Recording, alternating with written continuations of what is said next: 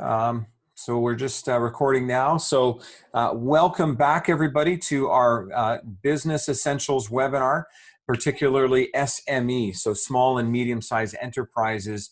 And what we've been looking at is business essentials for SMEs, business shifts in the middle of COVID-19. And of course, as we gradually begin to reopen, sort of our economies, and as we gradually begin to move forward with our lives, what we're trying to do is bring together some experts. I love this quote by Sun Tzu, who said, in the midst of chaos, and there is a lot of chaos and a lot of fear out there still, but there's always opportunity. And opportunities multiply the more you seize them. But before you can seize an opportunity, you got to see an opportunity, right? You have to be able to have a little bit of insight into what's going on. And so on that note, we, as in Axe IT and Systema Solutions, have been having some conversations with people who are smarter than us, which in my case isn't very hard, but in Rochelle's case, it's very difficult. Let me promise you that. So it's been great to bring on our little show here some folks who are adding value today. It's my pleasure to introduce George Brookman. I like to call George a friend, but he knows so many people that, I'm surprised sometimes he remembers my name, but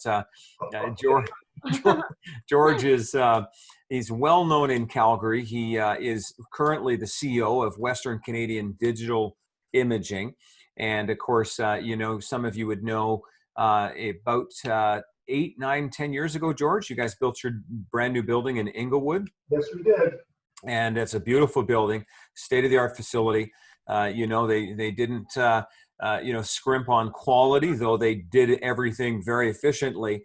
And the idea with Western Canadian is that they're a premier independent digital printing, graphic design, microfilming, document management, and digital imaging operation, one of the top in all of Canada. George is not just involved in West Canadian. I think you could probably say that's his primary business, but he's also past president of the Rotary Club of Calgary and past president and chair of this little event some of you may have heard of called the Calgary Stampede. And, he serves on several public, private, and not-for-profit boards. George has a huge heart for Alberta and I think an even bigger heart for Calgary. And we're really honored to have you on the show today, George. Thank you so much. Thank you, Aben. I must say, all the years I've known you, you called it Western Canadian Graphics twice, and then you switched to West Canadian. And that's funny because I didn't name this company, but anyway, we must correct that every single day at least 10 times. So that's an interesting thing. I liked your expression there about opportunity, and there's a great expression that says, the sound of your engine knocking is a problem for you, but it's an opportunity for your mechanic, right? So it's important to keep these things in perspective. Absolutely. I mean, a problem for you is someone else's opportunity, isn't it? And we've seen that even with personal protective equipment, right? Oh my God, yes. And so George, what would be great, and Rochelle and I are going to bounce back and forth and ask questions, but I'll ask you the first one, and really just love to hear a little bit about your business story, how you got into business, a couple of things along the way, kind of where you've been and where you are now. Love to hear that. Well, I've been around a long time. June the 18th will be my 36th anniversary here at West Canadian. So, Rochelle, you weren't born when I bought this company, and it's been quite a ride. Prior to that, my father was in the real estate business, and so I started off my career in the residential real estate business, and spent a number of years in the development business with Manulife in their commercial real estate development portfolio, and then ended up spent some time with Gerald Moulton, and then went to ATCO, and had 9 great years at ATCO, built several buildings, well, 4 or 5, I guess. And then, of course, the first Trudeau brought in the National Energy Program, and a real estate appraiser at the time said to me, his name was Malcolm Bryce, he was a wonderful man, and he said, we won't build another office building in this town for 10 years. That was in 1983. And just about that time, a man from Price Waterhouse approached me And he said, I've got a little digital, and that wasn't digital, a little reproduction company that could use some energy and what have you. And so in 1984, June 18th, 1984, I started my first day at West Canadian. And well, I'll tell you, it's been a ride. It's been up and down and all over the place. No roller coaster has been any more fun than these last 36 years at West Canadian. And I have to say, this is the biggest drop in the roller coaster that I've seen ever in my lifetime. So it's an amazing thing going on here right now. Awesome. Yeah. So, well, like being 36 years in business, so would you share some strategies and lessons learned that, you know, like any setbacks that based on your experience? Well, strategies are, you know, we were always, ever since I bought the company, we were always trying to be at the forefront of what we thought our customers needed.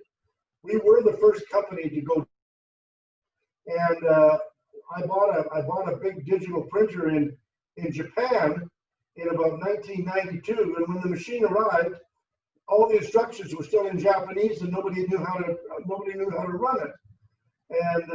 And sometimes you get ahead of yourself, you know. Sometimes you think you know where the people are going to go. Digital has been notorious for that, and then your customers go, well, we're not quite ready to make that jump yet. We're not ready to make that move.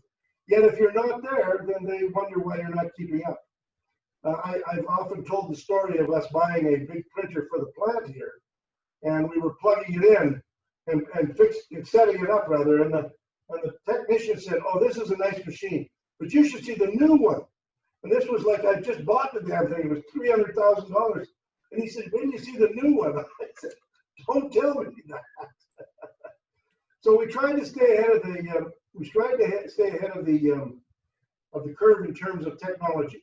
But the other thing is, Rochelle, you know, I always used to say to my people, if you want to say that Dialogue is your customer, or Encana is your customer, or Shell Oil is your customer, they are not your customer. Your customer is the person working at Dialogue, or working at Shell Oil, or working at Encana. Those are your customers. Business is always very, very personal. And my observation is the most successful people are the ones who never forget that you're selling and you're creating and you're building for people, not for companies. We're not building a company here for Imperial Oil. We're building for the people that work at Imperial Oil to try and make their lives better. And I think that, to me, is the most important thing. It's a very personal business. And I hate to say this because I know that people talk about balance in life all the time. But I got to tell you, if I see people walking out of here at 5 to 5 in the evening, they're not going to make it. But, you know, it's a long day, and you've got to be prepared to go out and meet with your customers. And if they say, well, let's have a glass of wine at some restaurant, that's where you're going to be. And it's very one-on-one. People know you, and you know them. And I like to say that when I was starting in this business, I knew guys' names and their dog's name and their children's names and their children's birthdays and every other thing. And that's how you build a business, I think. I just love that, George, you know, and I remember, you know, because I kind of worked for you and with you several years ago. And I remember you told me a story about your father, who was a real estate agent, and how he would give people a plant when they would have a house. And the reason was so that he could come back and talk to them next year or a couple of months to check on the plant, but really to keep the relationship alive. If you send someone flowers, the flowers are gone in a week. Yeah. You don't remember who sent them to them. That's right. Send them a plant, and they'll remember you, and especially if the plant thrives. And if it doesn't thrive, you have a chance to bring them another plant. So you get 2 calls out of it, right? That's right. It's all strategy. You know, I started several years ago, Abe, and you probably remember, we did cookies. Right? Yeah. So, Michelle, if somebody shows up for a meeting with you folks and brings a big box of Tim Hortons donuts, I'm telling you what you think. You think, oh, I don't really need one of those, and those ones, I like those ones with the sprinkles on them, but they're really fattening, and I don't really like the caramel ones. But the main thing is, you know, that person only thought of bringing you those donuts that morning on his way to the meeting. But years ago, I had problem with a customer, and I picked up a dozen cookies. And the whole mood changed in the office. It's a long story, I'll make it short, when I brought the cookies. So for years and years and years, we've given out cookies. And we don't give out donuts. Anybody around here gives out donuts, here's from me about it. Because why? Cookies, people love cookies. Your mother made cookies, right? So you got your mother's permission. Your mother never made donuts, did she? Never. Nobody's mother makes donuts. So your mother made cookies. So when you're eating that cookie, you're thinking, oh, this tastes just like my mom gave me. And then you remember me. That's the trick. That's true. I will remember that, George. Thank you for that. But I admit that, like, sometimes I bring donuts. Well, I always eat the donuts if somebody brings them, but I think to myself, he's not as smart as I am. That's awesome. That's great. So George, you know, I mean, I love what you're saying because especially in this sort of COVID era and everybody's, you know, physical distancing and all of that, you know, what are your thoughts about how you can maintain the personal touch? Because I do agree with you. Business has got to be personal. I mean, right now, everyone is pretty cautious about that. And I get it, that is what that is. But what do you think about, you know, how we can still have that personal touch? Because I'm with you. I think that makes the difference, right? That personal loyalty, that personal connection. So what do you think about that? Well, first of all, this is a very tough time for SMEs. And even mine, and I'm, you know, been around a long time. Man, it is like driving at 100 miles an hour with 2 flat tires right now. It is brutal out there. And I feel sorry for companies. I feel sorry for restaurants that have just started up, or even if they've been around for a while, it's tough. But I will tell you 2 quick things. Number one, I always used to say, wouldn't it have been something if we invented the email before we invented telephones? Because then we would have said, this is fantastic. We can actually talk to each other. So I try to phone somebody every day. A customer, an old acquaintance, a friend, whatever. I try to phone somebody every day. And I do, by the way. I don't just try. I do phone somebody every day. And the other thing I do is I write notes. And any of you remember that. I've written notes for years and years and years. And I have little stationery. And I look for items that might be of interest to people in the newspaper. Oh my God, in the newspaper. And sometimes I cut the item out and send it along in the envelope. But I tell you something, every time somebody gets a note from me, I get a phone call. Every time. So you talk about keeping the relationship alive. That's the way to do it. And an email, nobody writes to a girl and says in an email, I want to marry you or I want to leave you. You know, it's cold. But a handwritten note or a telephone call, it's warm and it's personal. Yeah, exactly. Like I agree with that, George. Like, you know, basically in the line of business that we have also, like although we're working from home, but it's still very important to have a face-to-face, you know, like meeting with the client, like talk to them what they need, like do the user training personal instead of doing like Right. webinar, right? So it's very important. And then basically you can see also like how they react and if they like what you're saying or if they believe that okay, yeah, you're the expert here but we know our process. So basically that's really important when it comes to personal, you know, like having a personal touch with your client and customers. Well, So it's amazing, you know. I'm sure you're all like me.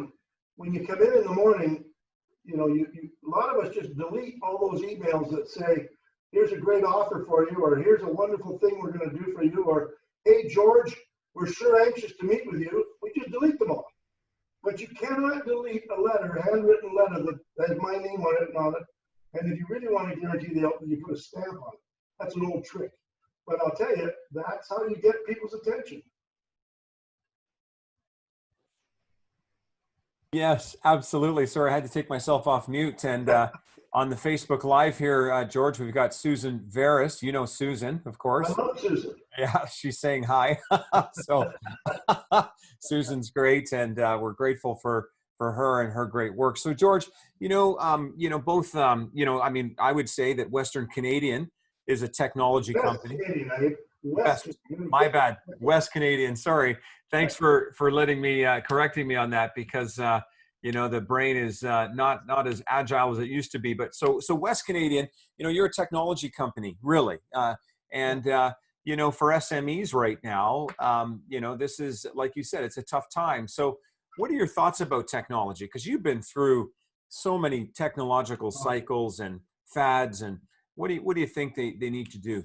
Well, you may know, or you may remember, Abe, that I turned the leadership of the company over to my daughter about a year ago.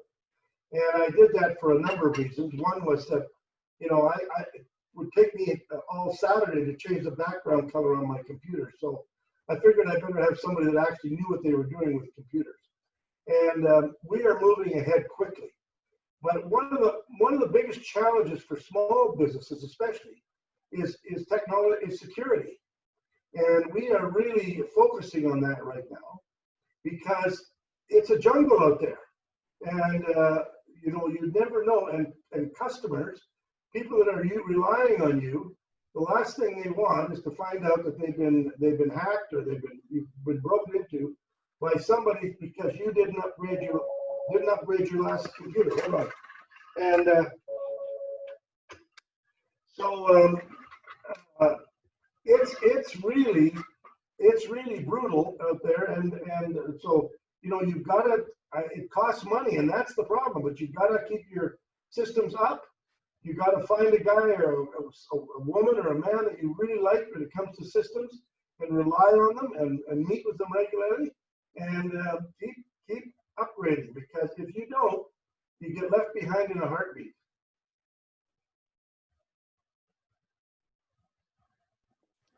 Awesome. So, George, since we were talking about like SME being affected by COVID, like, is there's any other like lesson and then opportunity that, you know, like you experience, and basically like, well, I know you've been in business for a long time. No, that's okay. I don't like to think I'm that old, actually, Michelle. But, you know, for example, there's a wonderful little flower shop in Inglewood, and I'm not putting in a plug for her, but she's a great lady. But when I first met her and learned about her business, she was selling flowers every day, right? Of course, but she wasn't keeping any record of who she sold the flowers to. So if you think about it, what does she get every time somebody places an order for flowers? She gets two customers: the customer who placed the order and the customer who received the order, right? So every time she sells a bouquet of flowers, she gets two customers.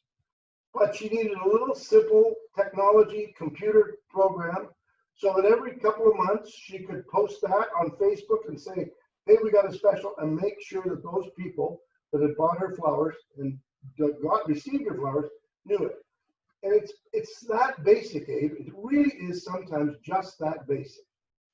Well, I don't know, is that the answer, Rochelle, that you're kind of looking for? I wasn't sure. Yeah, that's correct. Yeah, yeah. So I because love it.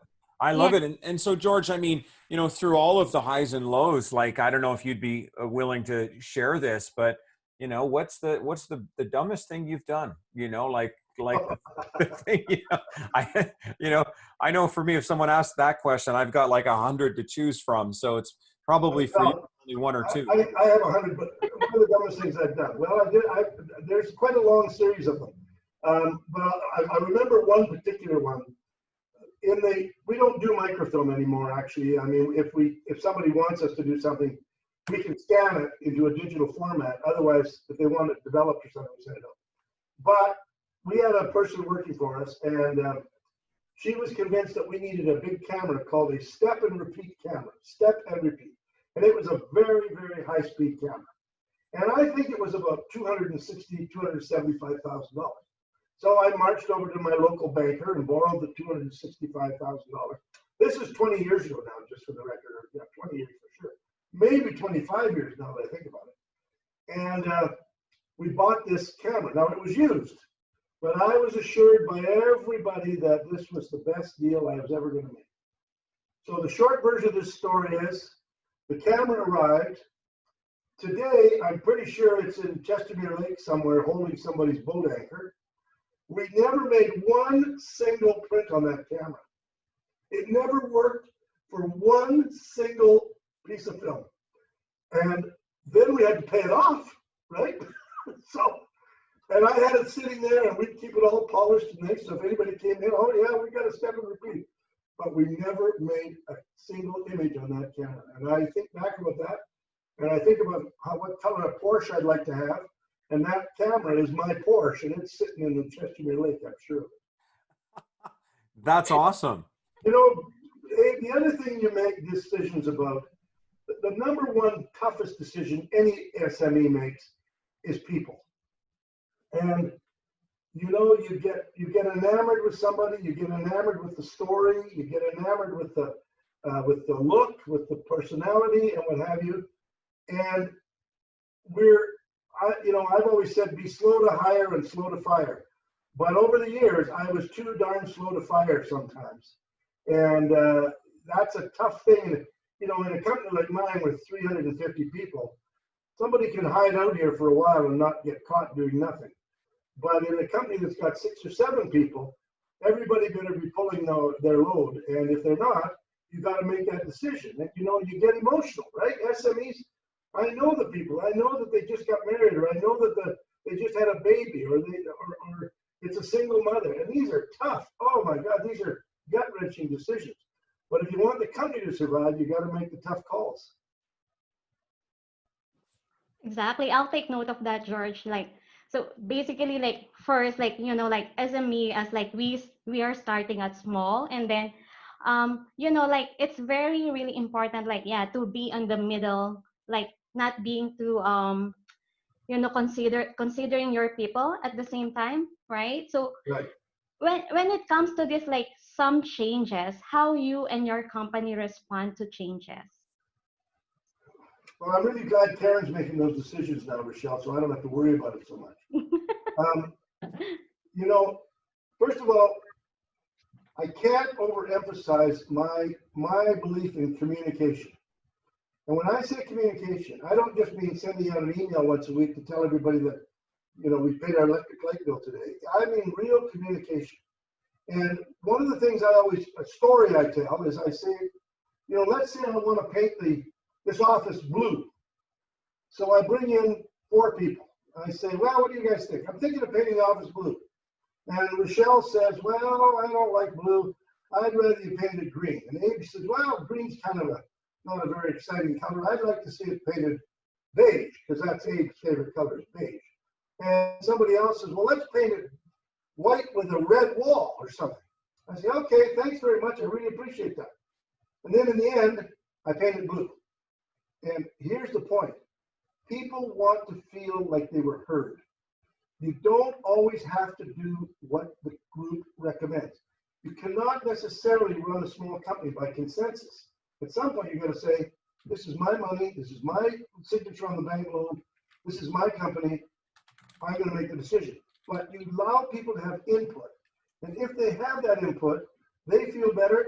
And by the way, very often they will give you very good advice, and you'll take that advice. But communication, more and more and more. And you watch today, and I'll use emails as an example. You know, you might send me an email, Rochelle, and say, let's meet Friday at 3. And I'll write back and say, well, 4 would be better, but where? And you read the emails and you realize that people don't repeat the information. They don't repeat the information. They don't give you the time. They don't give you the location. They don't. It's so much better to give people more information than they wanted, because then there's no confusion. No confusion. We've all had that experience of going to meet a customer or a friend, but I'll say a customer, and they say, we're going to meet you at 2:30 on the Stephen Avenue Mall by the Bay. And you think, well, is that on First Street, or is that the other end of the bay, or where is that exactly? And I've seen that 1,000 times, where you just don't have quite enough information, and it would be so much easier if you did. You know, I just love that, George, and it actually leads really nice into my next question, because of all of the pivots you have seen with technology, and this is really important to me. You know, you want to have that collaborative approach, right? Which is like getting people's opinion. But in the area of technology, there's so many opinions, right? Even in a company with 10 people, you'd have 10 different opinions about what's the right software, what's the right hardware, what's the That's right right. tool.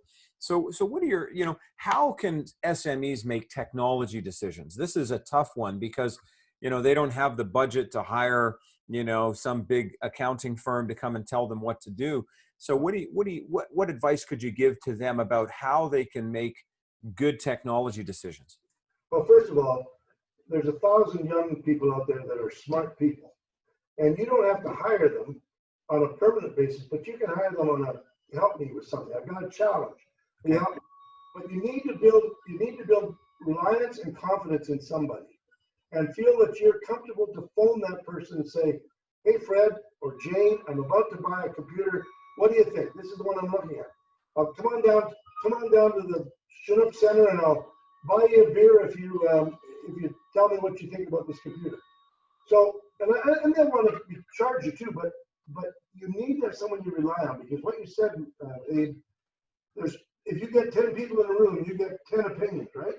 And if 5 of them are women and 5 of them are men, now you got 20 opinions. Believe me, I'm not kidding. So it's really important that you find someone that you can rely on, someone that you say, okay, send everybody home, send to my office, what do you really think? And then you get that advice. The other problem, of course, is most of us, including companies my size, we don't have the resources, the financial resources, to keep upgrading and upgrading and upgrading, right? And so all of these things have to be taken into the mix.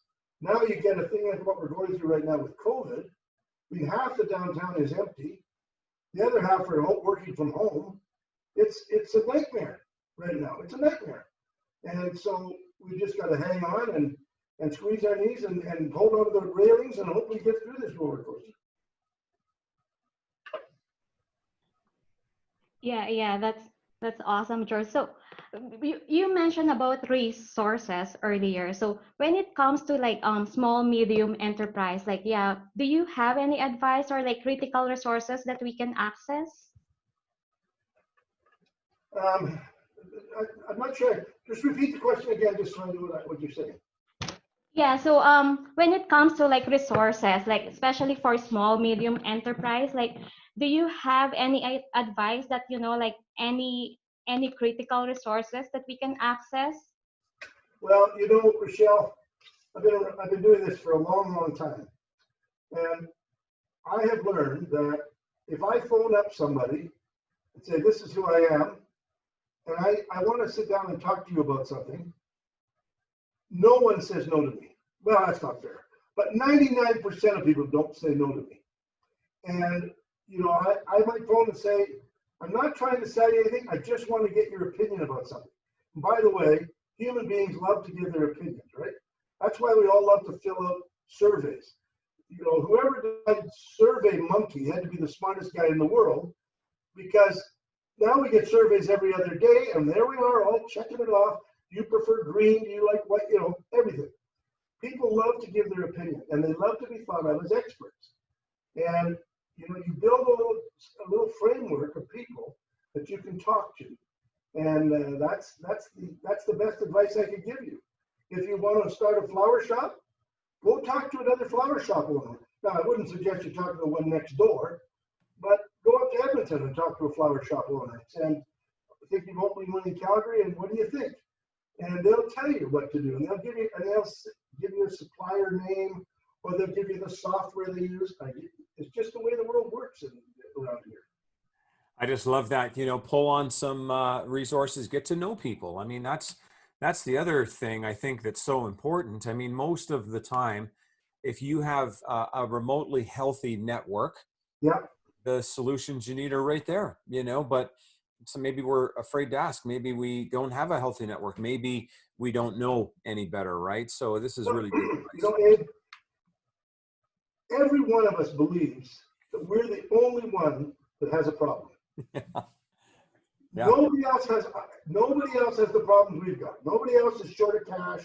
Nobody else has trouble collecting their bills.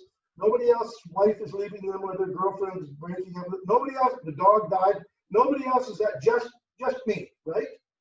The reality is every single one of you has that problem. I went to my dentist this morning. Now, I never wanted to be a dentist because I think I would hate it. But nonetheless, dentists are doing well, aren't they? No, they're not. Right now, who's going to the dentist? Nobody. Yeah. So I said to my dentist, how's it going? She said, oh my God, George, this is brutal. Just renovated the office, brought another dentist. There you go, right? I said, well, if you want to sit down and have a coffee and talk about it, I'm available anytime. She said, I might just do that. Every person in every restaurant, in every meeting, doesn't matter where you are, they have their own set of problems.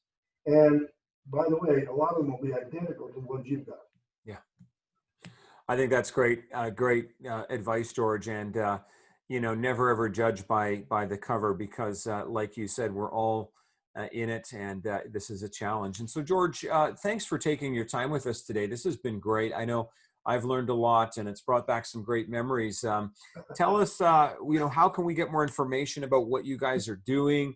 You know, is there anything you'd like to share just to kind of advertise a little bit about what West Canadian is up to and how they can access what you've got? Well, sure. But this won't be a commercial, but the two biggest things we do today are convert paper documents to digital documents. And that's our number one business. That's the core of our business today. And the second one is site management. We are in 41 Fortune 500 companies, even as far as Ontario and Toronto. And we run their print room, we run their operating room. The big advantage for these companies in that case is that, you know, if they've got 3 people working in that print room and one of them gets sick, they're stymied. Whereas if we're doing it, it immediately goes to another piece of equipment we've got, or it comes here and gets printed. So, you know, we've really done very, very well in that business. But that's my commercial. Scanning documents, digitizing documents. I said to Karen the other day, well, everywhere you look right now, they talk about digital information, and our name is digital. So I don't know how we could have it any better than that. I love it. Thank you so much, George. It's been great to have you here. So folks, please do check out West Canadian Digital Imaging for sure. I love how you sort of made it nice and simple. You're doing a lot of document scanning and sounds like on-site digital management, which is just phenomenal. And, you know, George, you made an impact on the Calgary business scene for many years. So thanks for joining us today. And I'll just put, you know, their information up one more time so you can sort of see it right there, West Canadian Digital Imaging. And please do check them out. And what's your website, George, just so everybody can hear it one more time? www.westcanadian.com. Nice and easy, westcanadian.com. So check that out. And so Western Canadian name. No, West Canadian. And I see there's 5 people on the chat line. Did you see those chats? Yeah, I did. Absolutely. And we've been responding to some of them as well. So, you know, on that note, maybe, you know, Rochelle, tell us just a little bit about Systema and then we'll close it up. Okay, yeah. Thank you, Abe and George. So since we were talking about earlier, as George mentioned, about how important the technology for SME, so we're here to help SME, like, you know, like we offer finance and accounting solution for companies. We're a Microsoft partner, so we help SME who outgrown their legacy system like QuickBooks, Simply Accounting, and other legacy system. We help company like optimize their operations and identify business process and improvement. So in this time of the year, like that's very important, you know, like basically like company who can adjust on the changes. So it's very important to have a proper technology. And then what we do, so these are the core solution that we offer and professional service. Okay, and yeah, you can see our contact information here. You can visit our website at www.systemasolution.ca. Awesome. Thank you so much. And, you know, of course, I represent XIT. I'm not a technology person, but my wife runs that company and she's got a small team. And we're focused on really just 3 things: cybersecurity, business continuity, and managed services. So please do reach out. Next week, we would really love for you to join us. We have with us a very special guest, Jamie Hall. He's the Executive Director of the Okotoks and District Chamber of Commerce. And we felt like he would really be able to help SMEs, small and medium-sized businesses, to think about where are some of those government and bank sources of support. There's a lot of supports in communities right now. I know that, of course, as we continue to evolve through the reopening, we might need some of those resources more than ever. And so Jamie's going to be talking about that. And so we're going to be here on Wednesday, June the 10th at 1:30 p.m. So again, please do join us. And I do encourage you to check out westcanadian.com. Thanks so much, George, for being so amazing. And thanks for being with us. Pleasure. Thank you, George. Yeah. All right. Bye. Thanks, everybody. We'll see you next week. Bye.